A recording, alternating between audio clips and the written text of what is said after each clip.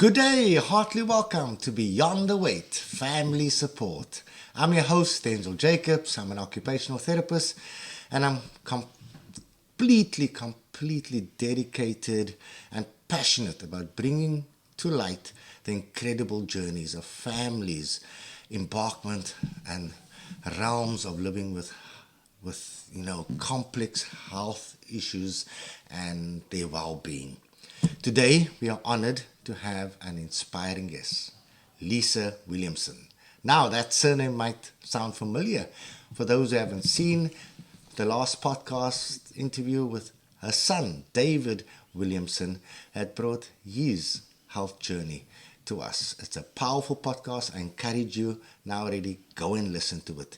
And when you listen to it and listen to this one, please subscribe so you don't miss out on future podcast. Okay, so today Lisa's here to bring us and share with us her authentic story of her beloved 15-year-old son, David's journey, diagnosed with autism at the age of 12, but as you'll hear, it goes much deeper than that. And there was a harrowing 11-year medical battle. But Lisa's resilience, I'm certain, will come across to you all. Her determination comes nothing short of extraordinary. And so, I encourage you, let's just listen and learn from this family's wonderful overcoming power to where they are today. So she's here to offer us that window of experience, reflect on all the challenges they faced, and explore the profound impact of her family as well as on the wider community. So, without further ado, allow me to welcome Lisa Williamson. Heartily welcome, Lisa. Thank you, Denzel. Thank you for inviting me today to tell our story. It's an absolute honor, Lisa, and I want to say thank you in advance for your openness. Yeah, it's near and dear. This is your true life story that you're about to share with us. But as we've already experienced with David's interview, it was powerful. I thank everybody already for the positive feedback, and I'm truly thankful that we could learn so much from your son David, and I have no doubt we'll learn a lot from you today as well, and that many of us can be inspired, encouraged, and uplifted, and be filled with this conviction at the end of this that there's so much that we can do if we just persevere, endure, and just keep going. So I know the listeners are now eager to stop listening to me and hear more from yourself. Yeah, Lisa. So, Lisa, my first question to you is, please, just take us back. I know David touched on it in his interview, but take us back to those early years. Yeah, maybe even take it back to your pregnancy, okay? And then the second part, as you share that history, as we know, he was only diagnosed by the age of 12, so there's 11 years plus, okay, of a journey prior to that. What was that ultimate key moments then that eventually indicated to you that, hey, this is far beyond just medical issues. There are struggles here intertwined with something as complex as the diagnosis of autism. Can you share that with us, please? Yes, well, David was born in 2008, and the pregnancy was a tough pregnancy. And little do we know that David was going to come as early as he did, and David came at 26 weeks. Ooh. He was 810 grams born. Ooh. He was completely see-through. As my mother actually described him, he looked like a baby bird. That's how translucent he was. Wow. So I suppose the day David was born, shock, you don't know what's coming, and I suppose I was in complete shock because I hadn't a clue what was coming next. Sure. So he was actually born in Kilkenny Hospital, and that night he got transferred up to Holles Street, and I wasn't allowed up with him. I had to stay in hospital overnight, which was gut-wrenching. I actually spent most of that night sitting in the chapel in the hospital because I didn't know what else to do. But the next day we went up to Dublin, myself and his dad Dave, and we got to see David in an incubator, wires everywhere. We couldn't see his face, we couldn't see his head. It was terrifying what we saw. And this doctor came over to talk to us, and he started talking to us in all medical terms. And my husband said to him, look, can you just cut to the chase, what's happening here? And he said, I don't think your son is going to survive. Oof. And that was the kind of first inkling, as I said, because it was complete shock. Can Do you know, and imagine. this was my first pregnancy, so ignorance was bliss too. I didn't know, you know what I mean? What to I expect. didn't know anyone that had premature babies. I knew nothing. So anyhow, David had so many tests on the first couple of days of life, and after about the fourth day, the doctor came to us and he said he has a 30% chance of surviving. So he actually said, so basically he said there's 10 babies in this room in the incubator. He said 3 are going home. And he said, I don't know what 3 are going home. So that's... Based on statistics, I take it. Yes, yeah, Okay. statistic-wise. David was in Hollis Street for 90 days in intensive care. And at the very start, like, it was just test after test after test. A big thing with premature babies is brain scans to see do they have bleeds. Okay. And luckily, David never had a bleed, which the doctors were slightly amazed with, that they couldn't figure this out. So they asked for actually our permission to put all these rods on David's head Okay. to study, because they said it was completely unheard of that a baby so much premature Yes. would not have a bleed. So of course we said, like, if it's going to help premature babies somewhere, so he's in some medical book somewhere for that. Wow. And even I remember David was about 3 weeks old, and I went up to the hospital the next morning, and the girl said, I have to show you a photograph. And I remember he's this size, and here was David with his arm hanging out over the edge. He actually crawled at 3 Wow. weeks, which Miracle number 1 and 2. amazing, like, amazing. But every day he'd Wow. get stronger, but then he'd have his setbacks. Like, I don't know how many times David stopped breathing. Do you know that he needed to be resuscitated? Oh my word. We got a phone call one morning at 6 o'clock to say, you need to get here now. Because you have to remember, like, we living in Carlow and David was in Dublin. Dublin. We got into Hollis Street within 40 minutes because we just drove with the hazards on. And by the time we went in, the doctor said, oh, it's all right, false alarm, he's back again. That got him back. And that was a regular occurrence with David. When you say regular, did He stopped breathing. all count? He was always stopping breathing. He was really dependent on oxygen. And actually we were getting ready to bring him home on oxygen. Yes. We were trained how to do it because Okay. he wouldn't give up the oxygen. Wow. But that's because his lungs were all underdeveloped, and do you know what I mean? He had, And this is all within that first 90 days of his life. absolutely, and he had brain scan after brain scan, echoes on his heart, ECGs, eye examinations. He had 3 blood transfusions, which to me, as bad as it all sounds, he had to have blood transfusions, but it was my blood they used. I donated my blood, and they actually gave David back my blood. So he started to kind of get stronger and stronger. It was hilarious the first day we went in, and they had put a baby grow on him, and it was this size. It was teeny. I think he could have been 40 days old before we actually got to see his face, because of all the tubing and, you know. But amazing what premature babies can do. Yeah. It's literally you're watching your child develop outside the womb. Because even like when David was born, David's ears were fused to his head. Do you know what I mean? He was... But luckily, thank God, This we is the were... man you saw on the Yeah, previous podcast. we were the lucky that's ones. doing Yeah. advertisements and photo shoots and Yeah. handsome young man and nailing his music and wow. Like Thanks for sharing that. like at that stage, we couldn't see the end of next week, let Sure. alone what next year was going to hold. Sure. So And- now, I'm sure we can be a whole night with you if you can go into detail into that first 90 days. Can I just ask, how did it feel that moment when you do get to pick up your son and take him home? Amazing. Absolutely amazing. He had to be transferred back to Kilkenny to be discharged from Kilkenny because that's where he was born, and he was the superstar down there. Okay. And we had a particular nurse that was there the day David was born, and the doctor in Dublin told us she saved his life by the way she handled him. So he was a superstar down there, and the day we were leaving the hospital, it was terrifying but exciting, and At the same time. yeah, like there was tears, there was laughter, there was everything. And did you have to leave with this whole oxygen? No, funnily enough, 3 days before David was due to come home, his paediatrician, who has been amazing through his journey, had said that we were trained up on oxygen, how to do it. And 3 days beforehand, David just literally pulled everything out. So they said, right, let's leave him and see. And he didn't need to go back on it. He decided, He decided, yeah, he was ready. Doing this on my own. Yeah. Powerful. So then we bring him home. Yeah. And that's another story.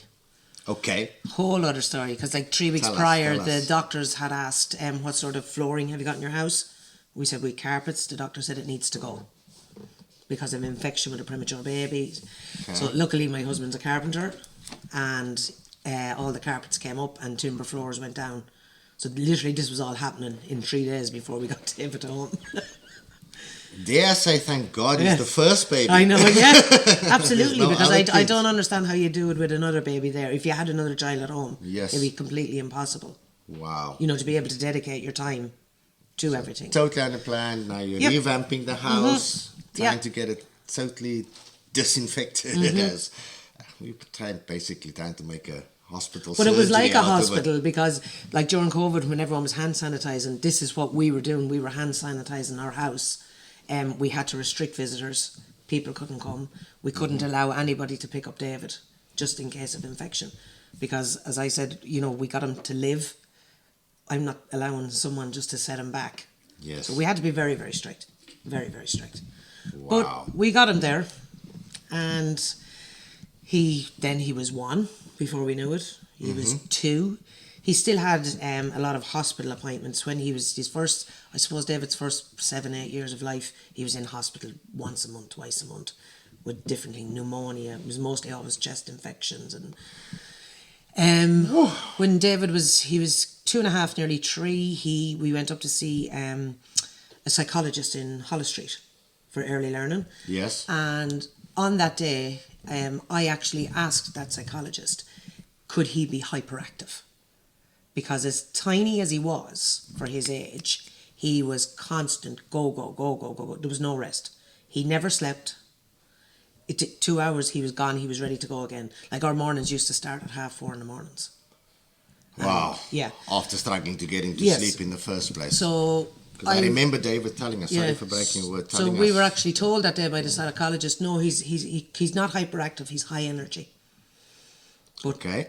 What's the difference? What's the difference, yeah. But anyhow, so, you know, we were just thankful David was alive and he was doing well. Sure. And so, fast forward again, then David starts school. Tiny starting school, minute, had to get his trousers specially ordered from the north. My sister-in-law was living up there, she was able to get it up there because he was minute going into school. But he went in. Yes. And when he got to first class, I had gone in and I spoke to, it was the vice principal at the time, and I asked her, did she see anything in David? Because we always said, there's something. Yeah. There's something. Because like even when he was younger and even up till the age of 12, David's separation anxiety to me, I couldn't go anywhere. Yeah. You know, even go to the toilet. No, as a couple, married couple, we could not go out to socialise unless we had David in bed, fast asleep. We could not tell David we were going out because there was no point, you know. But in school, yes, I asked this lady I spoke to, and she said that they'd get him assessed for dyslexia to see what was going on. Okay, and approximate what age? I think he was about 6, 7. Okay. So tested him for dyslexia, and they came back and said no, he's not dyslexic. And I was there. There's something. There's something. Anyhow, it kept going in school. In fairness, the primary school were great. They gave him help. They give him the extra hours. They give him the resource hours, even though he didn't have a diagnosis. But every year, when he'd be going into the next 2nd class, 3rd class, I'd have the same battle every time. So when he was in 5th class, I asked again, could he please be assessed? Because I knew he was struggling. Do you know? Yes. Because what they had done in 5th class is because he didn't have a diagnosis, and they said there was other boys in the school who needed the extra resource. Yes. David couldn't get it. And because he couldn't get it, he completely regressed. Yes. So, and then I'd have him at home. To me, it was temper tantrums, trying to get homework done. He had no attention. just staring into space. And to me, this was all educational, and at the same time, he was still battling health. Yeah, I was just going to ask. So, yeah, at the same time, you're seeing these red flags, let's put it that way, and you know within your heart there's something more. You're 6, 7, there's another issue going on here beyond the medical concerns. Yes. Okay? Because I'm pretty sure you were told, oh, it's all his, his traumatic Yes. birth and everything else, and this is called developmental delays and da-da-da-da. But, yeah. And the thing was, though, he met every milestone, albeit him small and tiny. He met everything. He was actually, that day we were in the psychologist in Dublin, sorry, I'm going back again, when he was 2.5, nearly 3. The psychologist put up in front of him a wooden, the puzzle boards. Yes. And in it had, a cow, a pig, farm animals. Yes. And she had asked David, and remember, he was 2.5 going on 3, she was taking out the shapes and for David to put the shapes back in. And he did it back in. And then she actually looked at him and went, he actually took them out in the exact order I took them out. Now, she was amazed with that day. And looking back then, yet something triggered. There was something. Something is good. Visual strength. Yeah. And I suppose as parents, we were just happy that David was healthy-ish. And alive. Alive, able to go to school, albeit struggling. But he was there. So when he was in 5th, we asked for a reassessment again on the dyslexia. Same thing, assessment done, said no, he wasn't. But the lady that day said to me, there's something, Lisa. And I said, no, I know this. I know there's something. There's something. So then he had 6th class and we were getting ready for secondary school, and I was terrified because I didn't know how he was going to cope. Sure. Because even still in primary, I would have in the mornings when we get to the school, he didn't want to get out of the car, his anxiety would be flying, I'd have to talk him into, please, just go in for me, just go in for an hour, just all of this. Yeah. So luckily, the secondary school that we chose, when I went in to meet some of the teachers prior, I knew one of the ASD teachers in there, and he had recommended, if we could, to go and get assessments done before he came into secondary, because it would help if he did have a diagnosis. Sure. And in my head again, it was dyslexia, I was thinking, and possibly ADHD. That's what I thought, because of the hyperactivity, the lack of sleep. By your own research. Yes, at just this me. Stage. So obviously then I tried to research, get assessments done for your child. Yeah.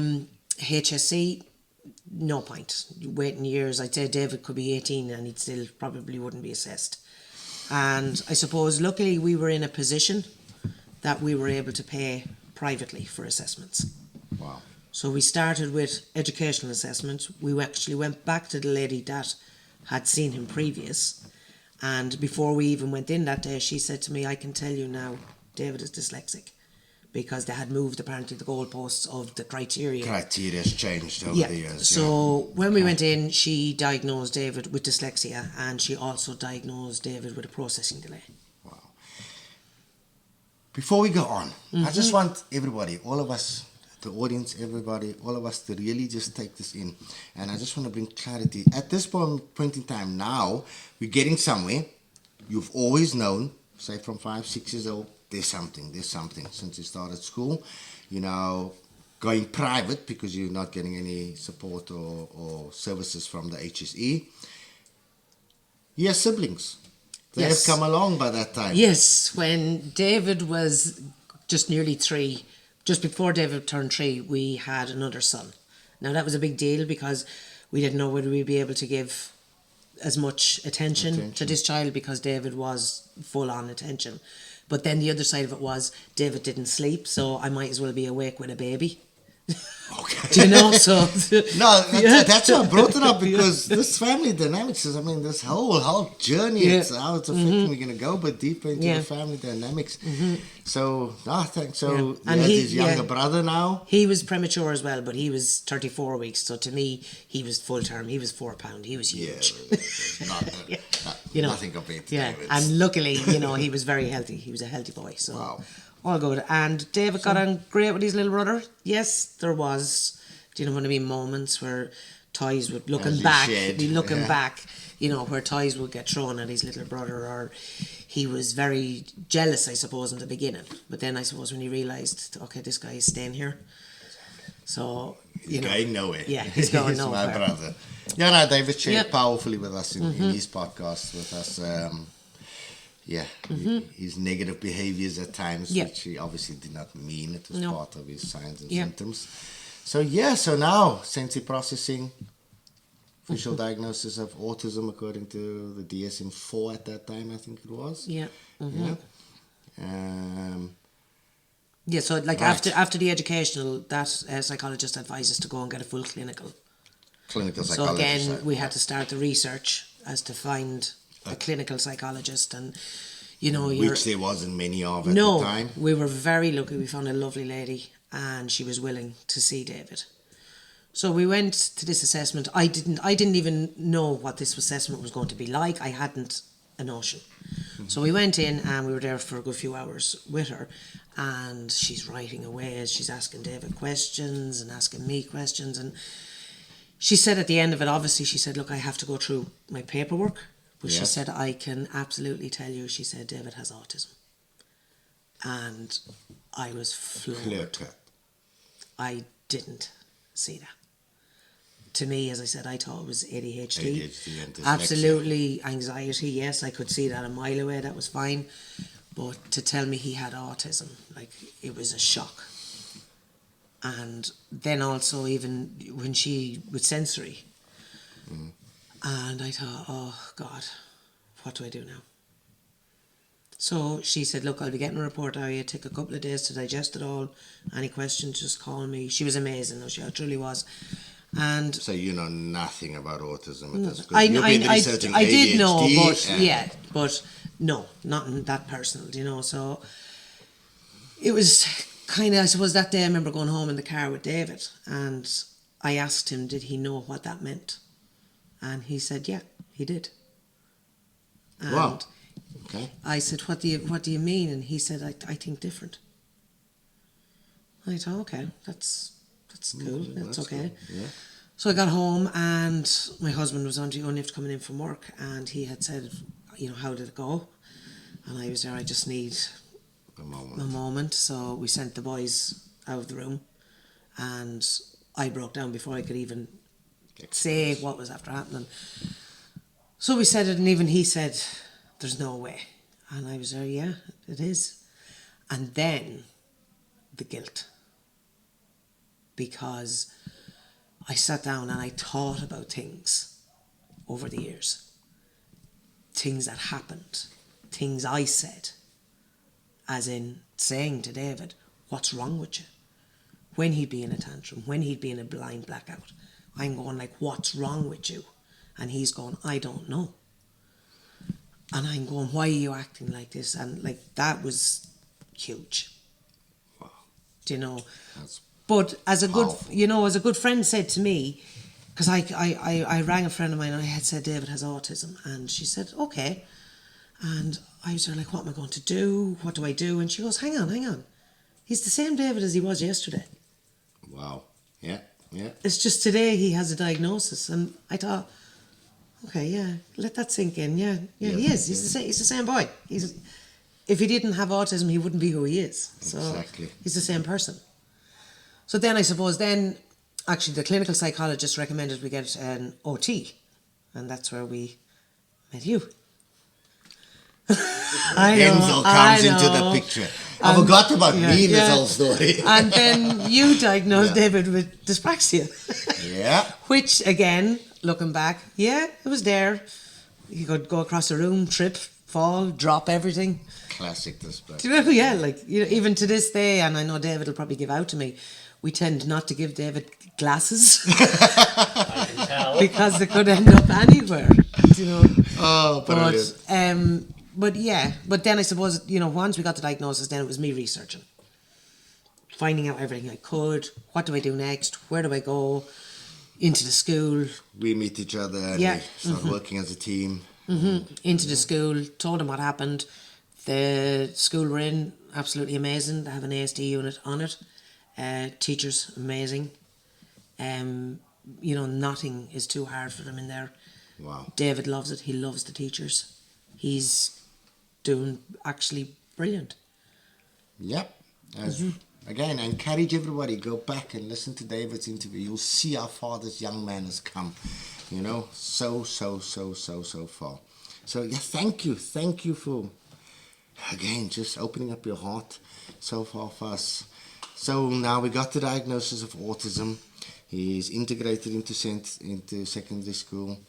You touched already on how shocked you were, flawed, as you said you were. What now? You know, didn't expect this diagnosis of autism. So how did that, after that profound wisdom of your friend saying, hold on, this is still the same David, okay? It's just now there's a diagnosis, okay?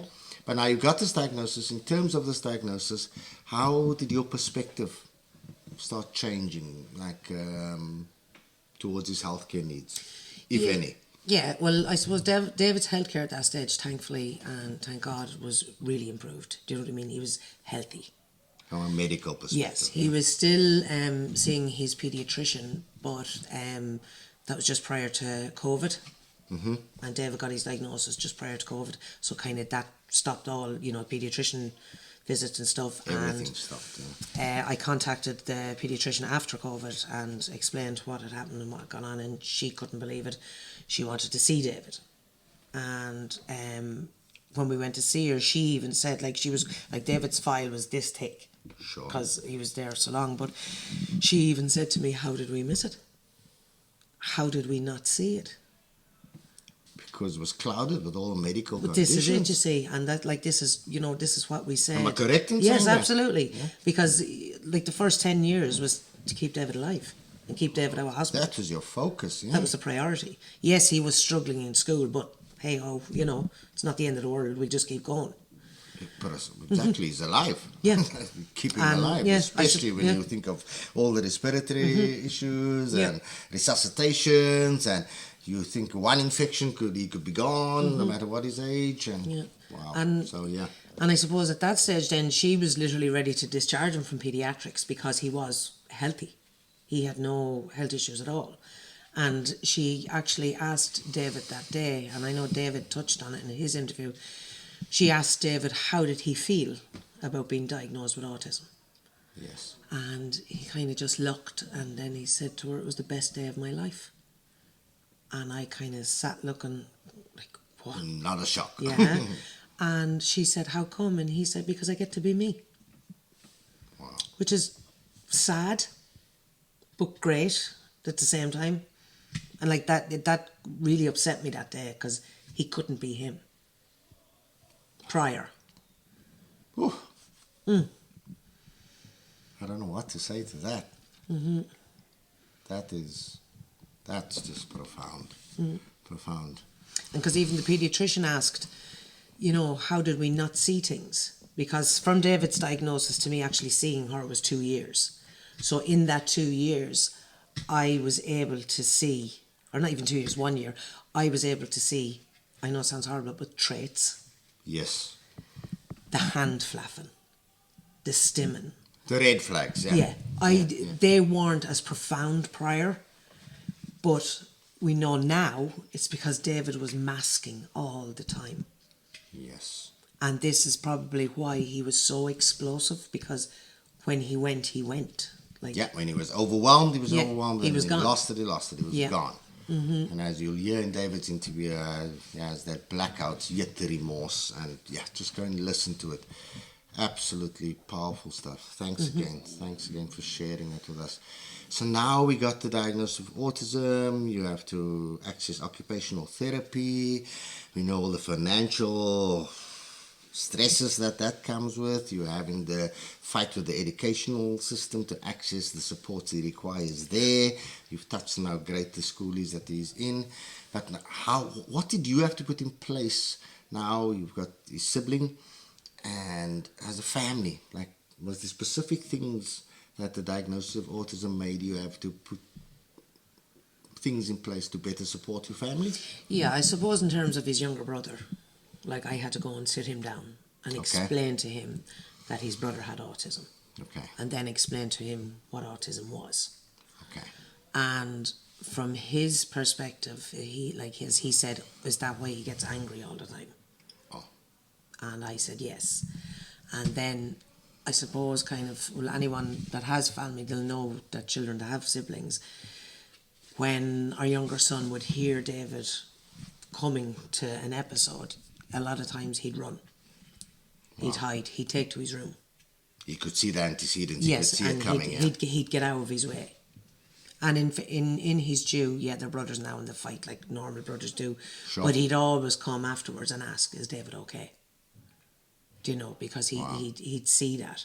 And then I suppose you have guilt then too for the younger sibling, because the older sibling is getting so much attention. Sure. Do you know? Sure. But what we try to do as a family is that we manage it, that I have my time with the younger son, same with his dad. We just try to, balance, keep an even balance. If we can. And we took that into therapy as well. Absolutely, I can tell you it was powerful. It was like the silver bullet, as they say, in David's life within the early days of his therapy sessions. Yeah. Having his younger brother here, that really drove David to get engaged into therapy sessions. Otherwise, it was, I'm not doing it. And I'm looking across here because guess who's sitting here? Behind the scenes, David himself. How are you finding it, David? Just tell us, how are you finding it listening to your life story again from your mom's perspective and your family's perspective? I've almost cried twice already. Emotional, very emotional. And just kind of really nice to hear your side of it. I hope that you picked up on that. Yeah, he said he's almost cried twice already so far into this interview. He's thankful that he's getting to hear his mommy's side of it. I guess this is not something you sit down within the house and say, "Oh, let's have a chat about all this." No. So No. I'm just truly thankful that we get to experience this together. Yeah. So right. So you have this life-changing moments. So let's put it that way. Facing this health challenges, educational challenges. Obviously, it's deeply affecting your family dynamics and everything else. How I don't know how to put this. From a personal and a family perspective, how has it reshaped you as a family to where you are today? How has it structured your dynamics, your relationships? Because I know you're an extraordinary, loving, outgoing, wonderful family. But we've picked up by now, it was not an easy journey. No, it wasn't. And, sometimes it still isn't. But I suppose out of family, myself and David's dad, Dave, sitting down talking together, a big thing with us was, when is it a teenage tantrum or when is it autism? And to me at the beginning that was really hard because I wasn't sure. As in, am I going to chastise him for being bold and cheeky as a teenager, or was that autism that was doing that? And I suppose you kind of you learn to know which is which. Yeah. You do know. You know what I mean? Like I'm well able to say to David, "No, cut that out," because I know. Yeah, you know. Yeah, it's just David being David. Do you know what I mean? And I suppose as a family, kind of in the early days, a lot of things we didn't do a lot of things, or if we did, it was just us that did them. Because David used to have major issues with sound and things like that. Like we couldn't go to the cinema because of the sound and the noise and the lights and the large shopping malls. There was loads of things. But as David has matured, what we've started doing is these things. We can actually go to the cinema as a family now. Because we brought David once with the fenders, with everything on him. Yes. We got him used to the sound. Yes, we had to get up and go out and leave, but every time we were getting longer and longer and longer. And we can go to a cinema now, which is amazing. Fantastic. So together with therapies, you embrace this whole concept of exposure. So you're exposing him and what we call desensitization to these louder environments. Obviously, he's getting these therapies for auditory processing, desensitization, all those kind of things. But now you're exposing him. You're not hiding yourself, because it leads perfectly into my next question that I had planned actually, and that's all about that social isolation. Yeah. How families such as yourselves living with neurological conditions gets isolated from the rest of the community. Yeah. Okay. And yeah, so share more. Yeah, more. like there could be an event on and we'd have to think about it and say, oh no, we can't go. Do you know? We can't go. Whereas now, we take a completely different view. And I Yes. think that is because we as a family have completely accepted this, and our wider family, it's accepted now. Yes. As in, yeah, if we go and if David has a moment or if David needs out, the family don't bat an eyelid, you know, and that was hard even with your immediate family. Yes. It was very hard. Do you know what I mean? You know, because like I had one of my relations say to me, I actually don't know how you cope. But to us, it's normal. But with David now... What is normal? Well, this is it. nowadays? There's no such... I've always said it to my boys, to both of them. Just what's normal? Like, if we were all the same, Yes. it'd be a very dull life. It Very really true. would. Do you know what I mean? We Very need to true. be different. Everybody needs to be different. Very, very true. Do you know? And with David, that's David making noise, by the way. That's David knocking things Yeah. over, being restless. Yeah, and as I said with David, David actually loves now, you know, the little thing to overcome is cinema. David loves going to a concert.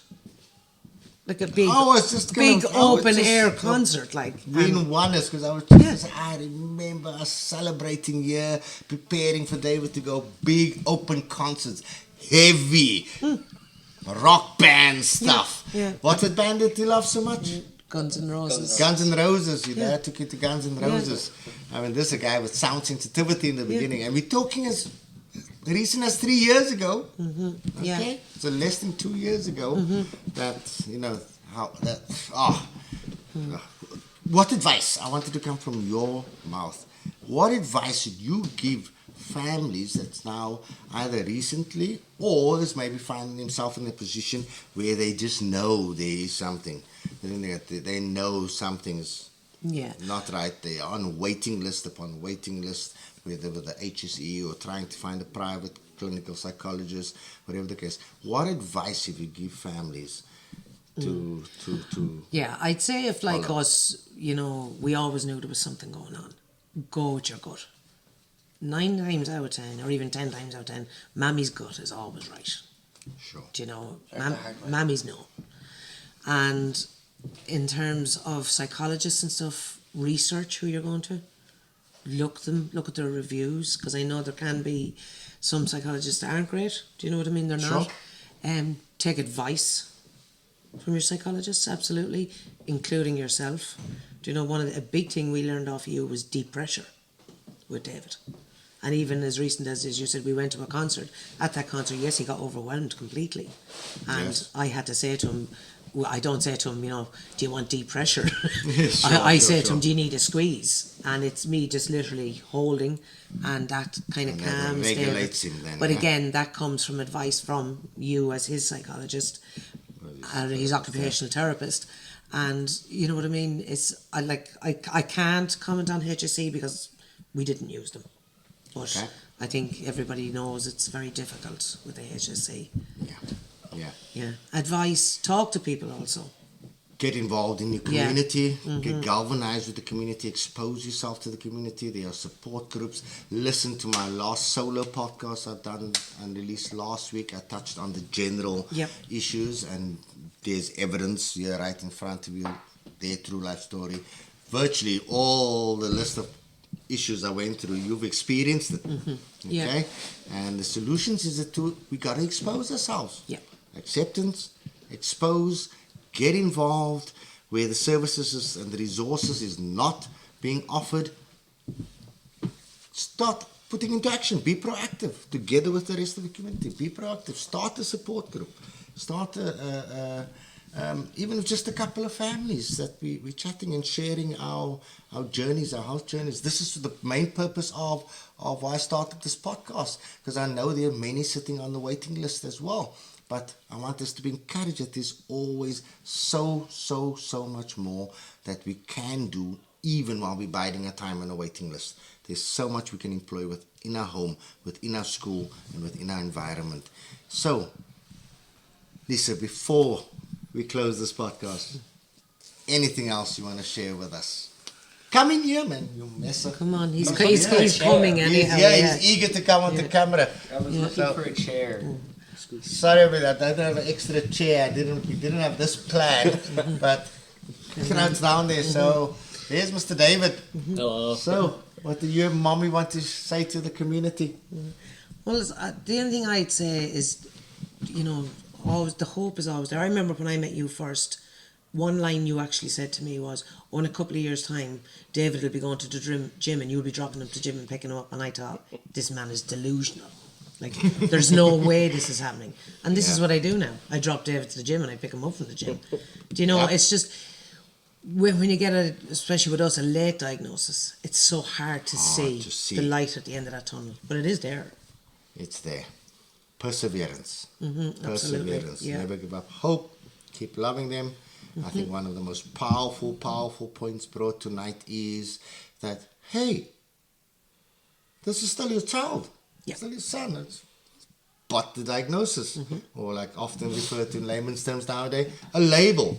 Yeah. That was placed on them. And yeah, keep persevering. Second point, major point that he brought, continue to follow your gut. I mean, how many professionals told you it's nothing? It's not dyslexia. It's not this. It's not ADHD, but you knew. Yeah, for 11 years I was being told, no, it's nothing. Yeah. Sure. David, anything else you want to share with us? I have a story from when I remember when I was 2 years old. Go ahead, tell us the story. I got in under the doctor's desk because she was having problems with Her computer. She Speak couldn't. up, tell us. Stand up to do it easier. The camera can't see. Yeah. So basically, when I was 2? 2. Yeah, 2. This doctor was having problems with her. What was it? Laptop, PC laptop. Yeah.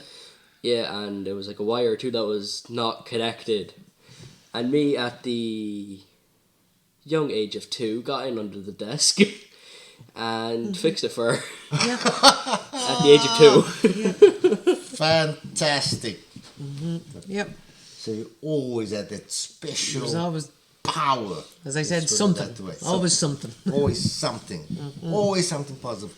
Take the little victories. It's coming up again.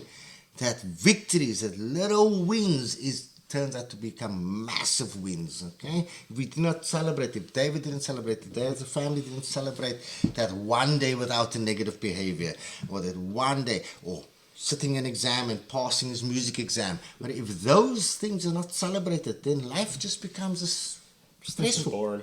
Boring and more stressful. So celebrate that little wins. Anything else? Thanks for sharing that story. It's a powerful story. Yeah. So yeah, look at your child.